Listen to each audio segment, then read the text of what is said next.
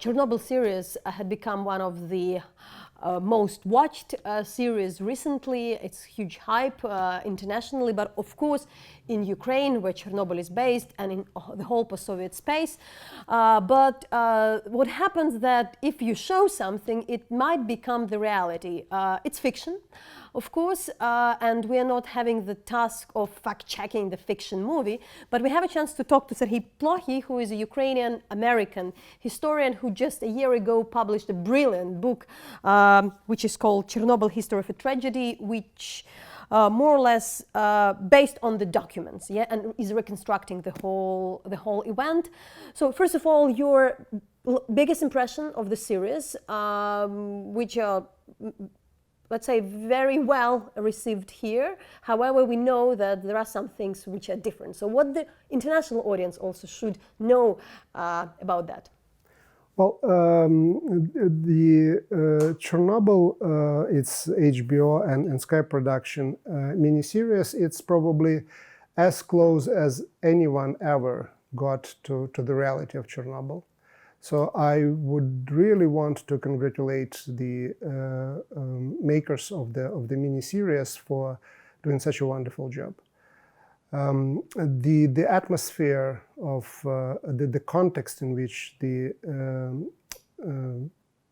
that catastrophe, that nuclear catastrophe took place, is recreated very well.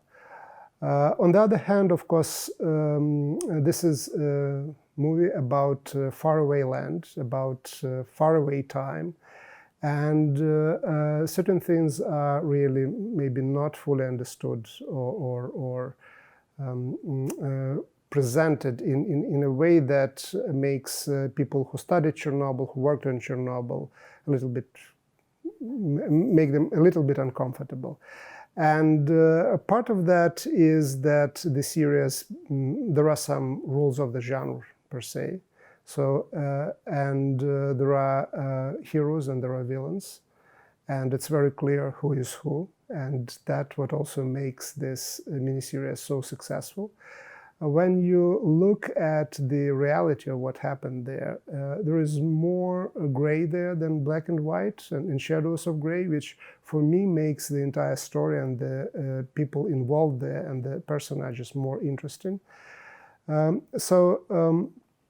Again, the big things that I think the viewers and listeners should keep in mind is that the Soviet Union indeed was as oppressive system as it is shown in the miniseries, but it wasn't the kind of oppression that is portrayed there. There were no KGB officers going all over the places, arresting people, or there were no threats of actually ordering under the gun someone to go and check the level of radiation anywhere. People were doing that because they considered that to be their duty to do that.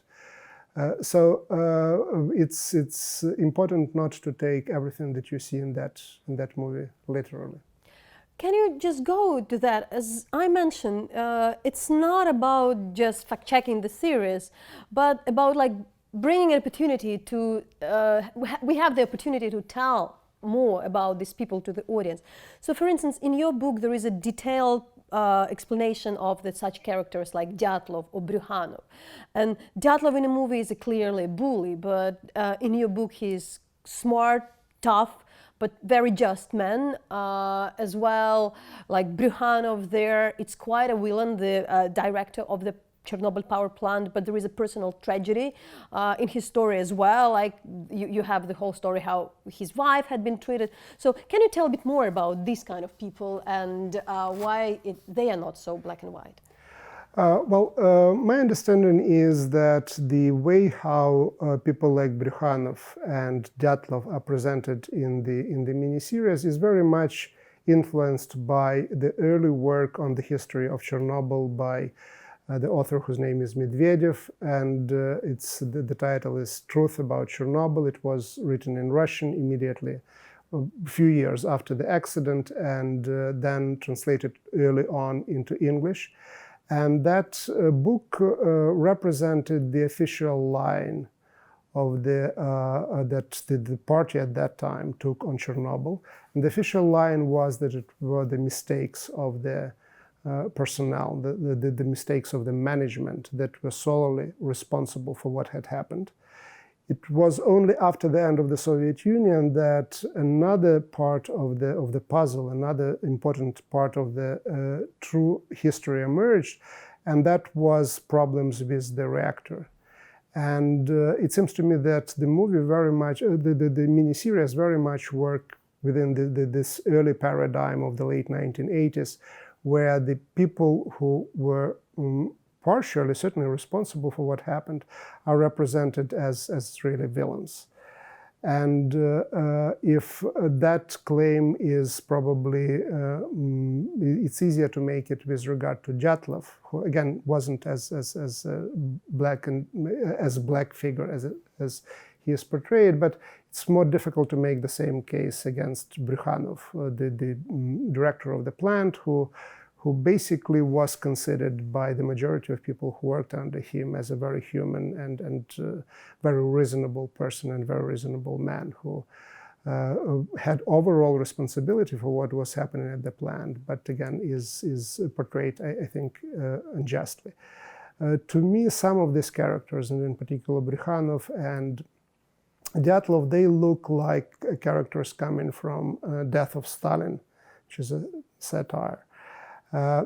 So that's probably is not completely fair, especially given that people like Briukhanov are still with us. They live here in this city, in Kyiv.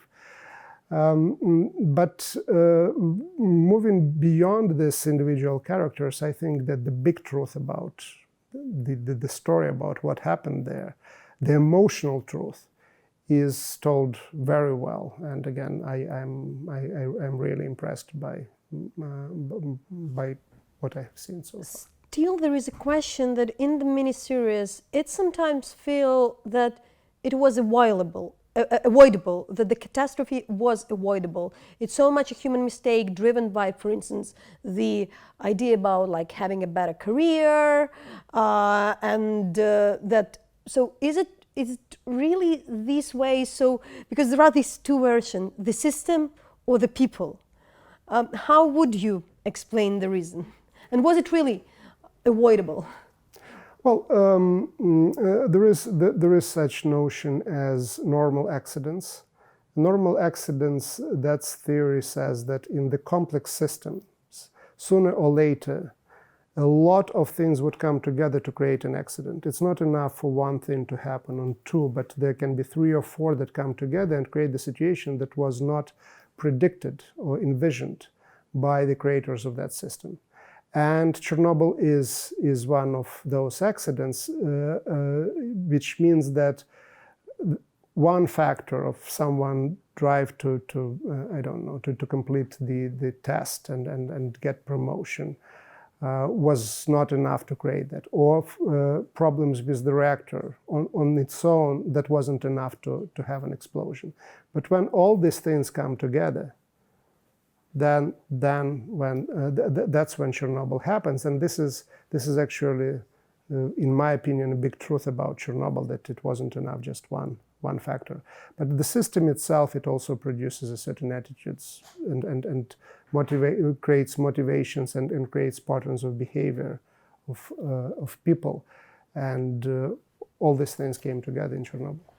If there are the villains, there are the heroes. So a clear hero of the series is Valery Legasov. What we should also know about this character: yes, he committed suicide, but was it really this consequence of event? Because he looks like the one who was running the operation of the liquidation of the catastrophe.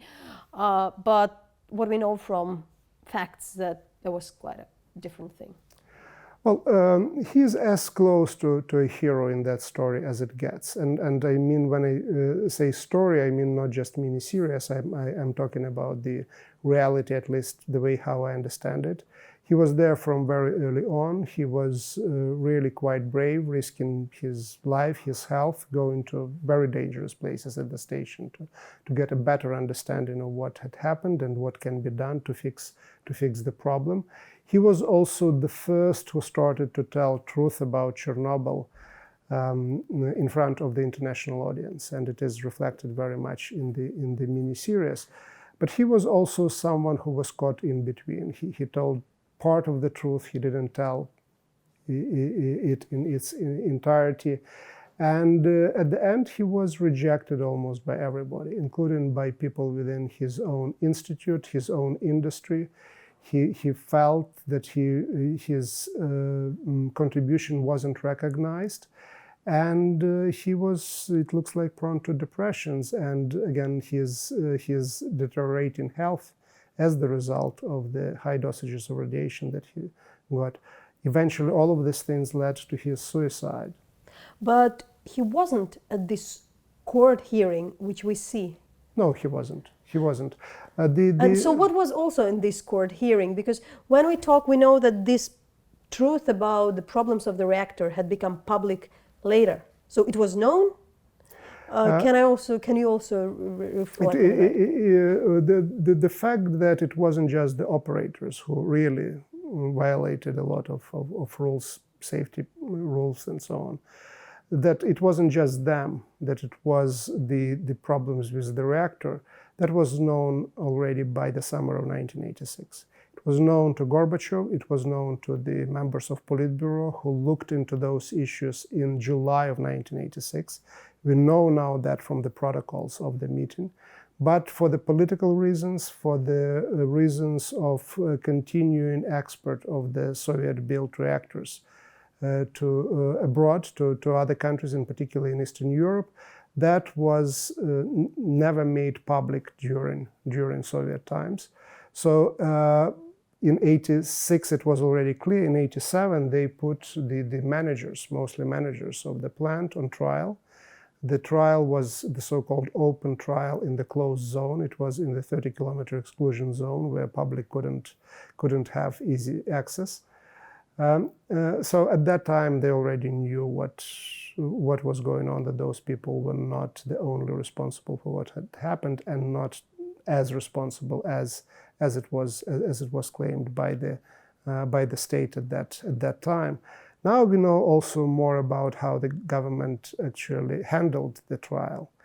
A few days ago, a huge book based on the KGB archives on Chernobyl was presented here in Kyiv.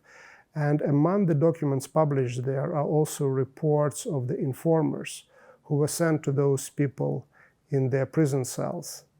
And they were collecting information on what was their mood, what was supposed to be their line of defense. And they were also, those informers, agents of the KGB, was trying actually to convince those people while they were in prison to take a particular line that would be in the interest of the state. So it was the whole trial was orchestrated from the start till the end, to a degree that actually people were influenced even by the agents within the prisons where they were waiting for the trial.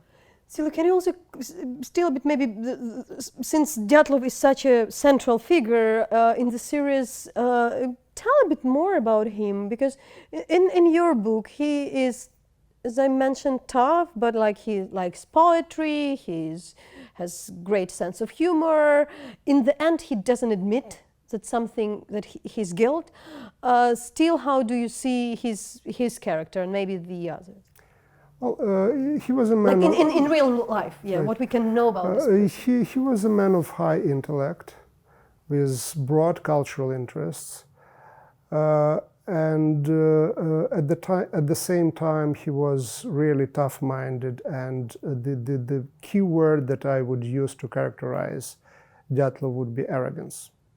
So he believed in the supreme power of his brain, of his knowledge, and of his expertise, to a degree that his bosses characterized him as the person who would listen to what you have to say to him, but would do that his own way. And probably other person who would be less confident in his own right or being right would be more flexible. But flexible is not the word that characterized Dyatlov. So again, like in any person, you can find some very positive characteristics of that person. But at the end of the day, he was the wrong person in the wrong place and at the wrong time. I would say one of the biggest tragedy of the catastrophe is the fact that evacuation hadn't taken place in time.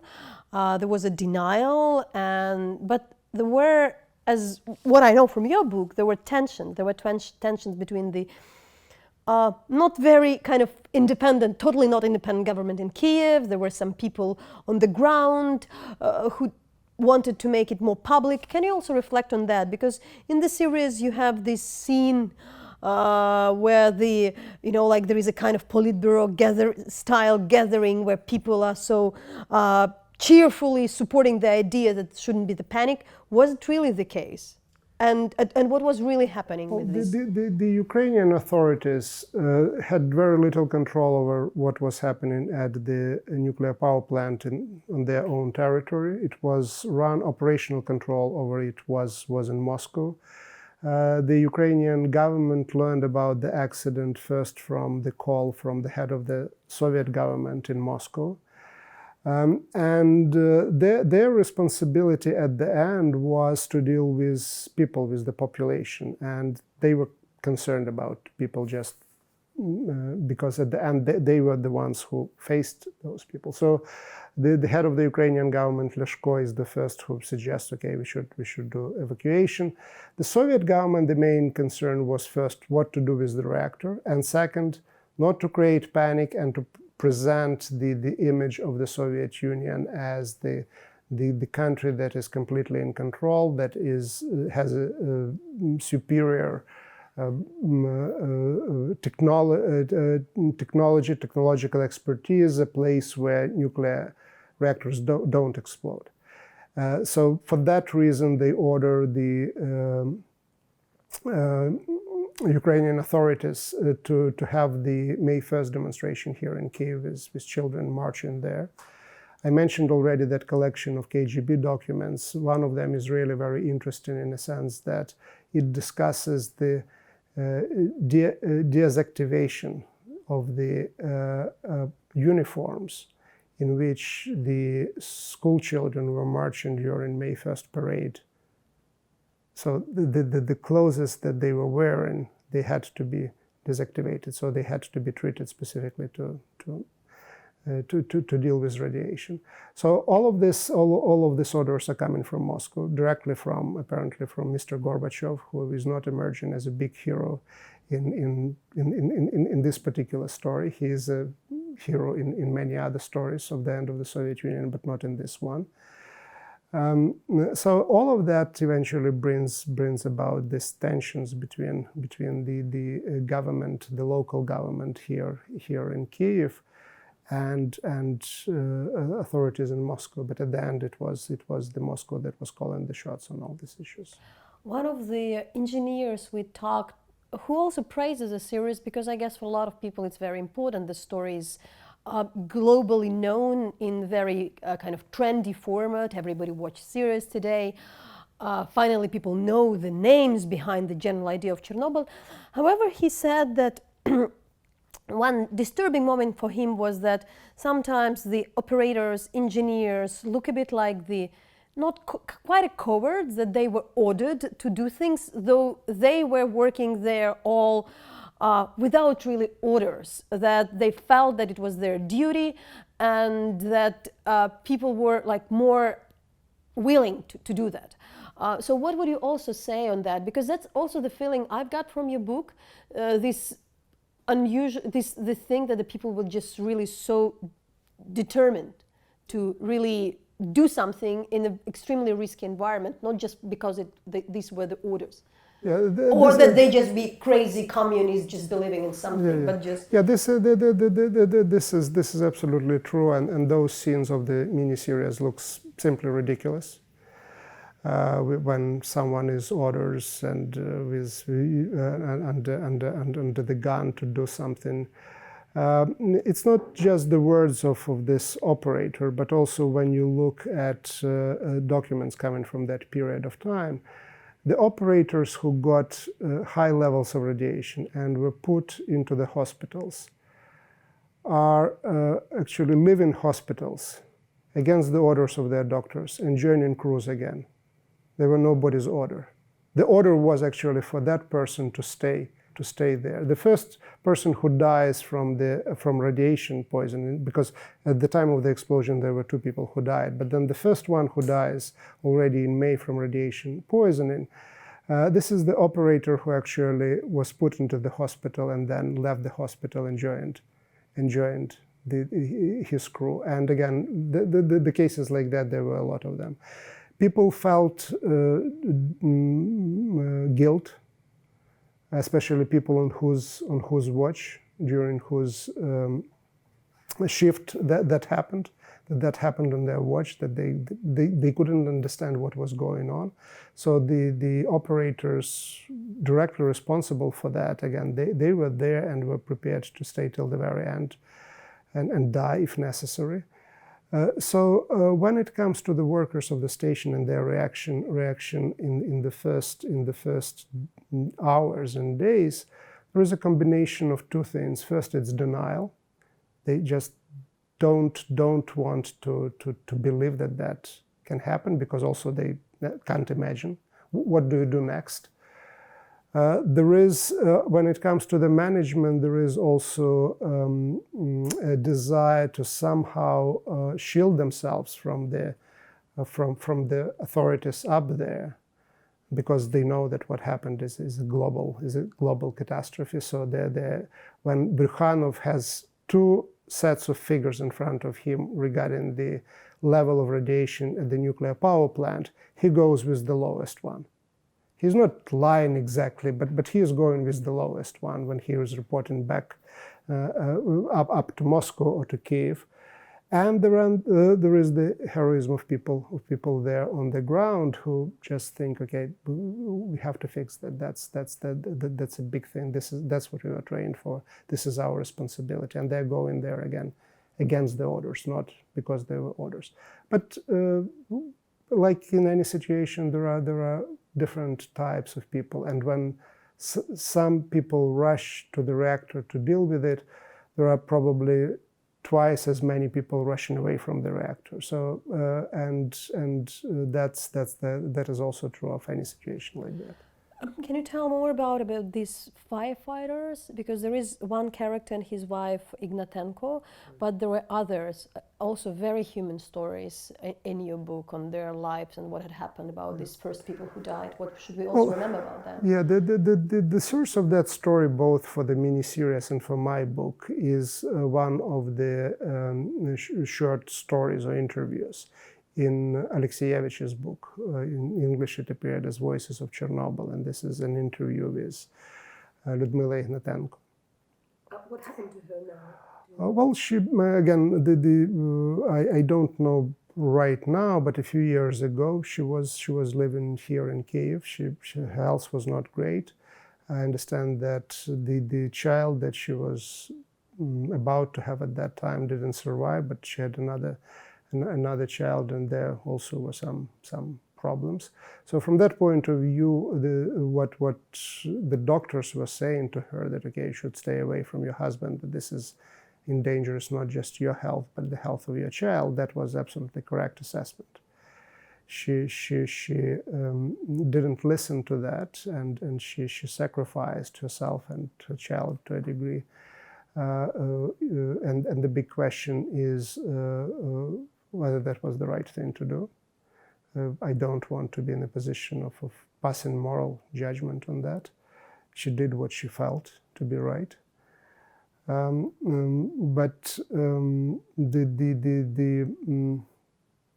story of the firefighters is also interesting in a sense that they were the first people who were portrayed as heroes immediately after when the Soviet Union felt a pressure to say a little bit more about Chernobyl. So the story was a heroic story. The firefighters stopping fire and saving the plant. And they were heroes, and they indeed did what the official narrative was saying that they did. They stopped the fire, they precluded the explosion. The problem was, and this is not their problem, this is the problem of the system that produced Chernobyl, is that they never were informed about the possibility that there can be, quote unquote, nuclear fire. They were never trained to deal with nuclear radiation and nuclear fire. And when they realized that it was not just a regular fire, it was already too late, that they were too weak even sometimes to leave the roof of the third reactor where they were stopping that fire. So it's a real trauma and tragedy. But again, we were talking about heroes and villains, and I was saying that it's difficult to put people in one category or another. Sometimes they belong to both. All the firefighters are very clearly in just one category of heroes. But the question of whether they knew really fully what they were doing, it's a big question. Another hero in the series is the character of Ulyana Khomyak, the fiction character, you know, kind of a general character of the Soviet scientist. But it wasn't exactly the case. So really, like, what were these Soviet scientists? Whom does she represent? Was it really this tension to tell more, and as well tell stories that there is a reason why she has such a name, that there were some ideas why the authors of the series had picked up this character? Yes, my understanding is that the Craig Mazin, who is a scriptwriter and who did an amazing job overall, producing that script, that as a student, his fellow students were two Ukrainian young women at that time. From diaspora? From Ukrainian diaspora. In the US, at the university that he attended. I'm not sure what university that was. My guess is maybe it was in DC. And the first name of one of them was Ulyana, and the last name of another was Khomyak. And so at the end, Ulyana Khomyuk is a character that bears the first name of one of his acquaintances and Khomyak Khomyuk of another. She's, as you said, a fictional character, and a fictional character on more than one level. One of those levels is that there were no women among top Soviet scientists, or among top Soviet managers, including of the nuclear power plants, or among the operators. So it was all a completely male, macho type of environment with a lot of minuses that came with that.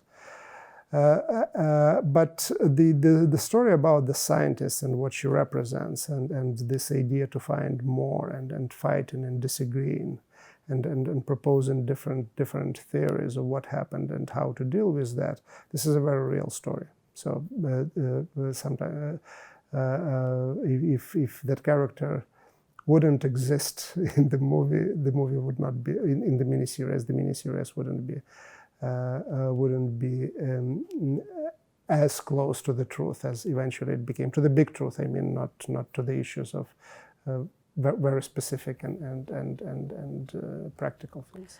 In particular because the entourage is done so well, and a lot of post-Soviet people would say that, oh, it looks exactly like that, with minor mistakes. With minor mistakes, that room was looking really similarly to what I remember.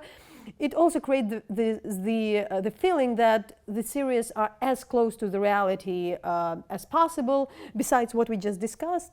But of course, we know already that there are some of kind of things which didn't happen. For instance, the helicopter didn't fall in the first days of the catastrophe. It was way later.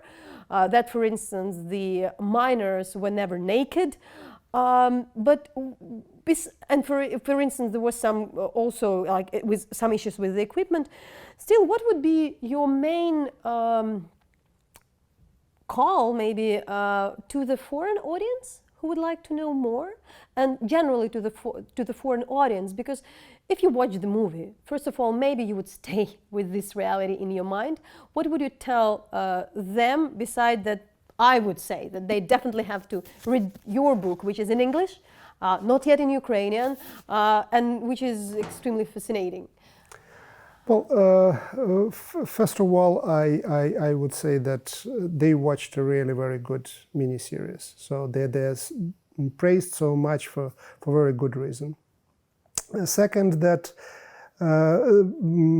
each genre has its strengths and its weaknesses, and you really can't do everything in one genre. And I would call them, I would ask them, call on them to treat this mini-series as maybe an introduction to a big theme and a big topic, and really try to educate yourself through reading books, but also there is such an opportunity as today going as a tourist to the 30-kilometer exclusion zone.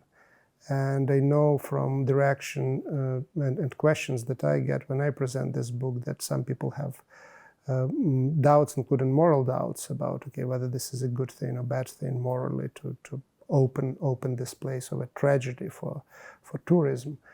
And I think that overall it's a good thing, because that allows you to see what we as human beings, or our arrogance, can actually do to this planet. You can see the way how the planet overall would look like without us, God forbid, if any other catastrophe would happen. So it's really a very sobering experience. And again, I think that the miniseries not end, but they start a very interesting discussion.